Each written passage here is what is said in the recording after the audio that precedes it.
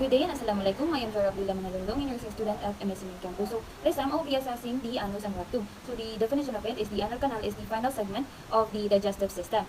The rectum is the lowest portion of the large intestine. So the purpose of this is to determine any problems with the anus and rectum. So the equipments are gloves, mask, and PPE. Considerations before, during, and after the procedure: introduce self, verify client's identity and explain the procedures, perform hand hygiene, and provide for client's privacy. So things to document after the procedure: document all findings, normal and abnormal response of the client to the procedures. Assessing the anus and rectum. First procedure: introduce self and verify the client's identity. Explain the procedure to the client. Provide privacy. This is to gain cooperation and lessen the anxiety of the client. Ask the client to empty her bladder before the examination begins. This is to provide client's comfort. Perform hand hygiene. Apply gloves and observe appropriate infection control. This is to minimize contamination.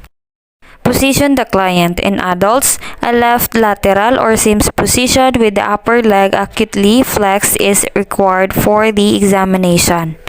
A dorsal recumbent position with hips externally rotated and knees flexed or lithotomy position may be used. For males, a standing position while the client bends over the examining table may also be used. This is to provide good visualization of the anus and rectum. Inspect the anus and its surrounding tissue for color, skin integrity, and presence of lesions. Then ask the client to bear down as though defecating.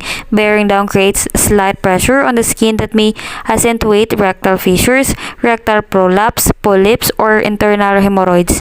Describe the location of all abnormal findings in terms of a clock with the 12 o'clock position toward the pubic symphysis.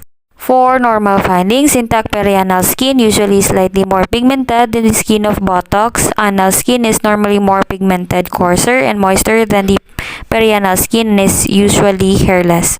For abnormal findings, presence of fissures, ulcers, excoriations, inflammations, abscesses, protruding hemorrhoids, lumps or tumor, fistula openings, or rectal prolapse.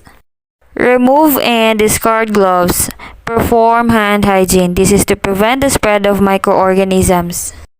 Lastly, document findings in the client record using printed or electronic forms or checklists supplemented by narrative notes when appropriate. This is for future evaluation.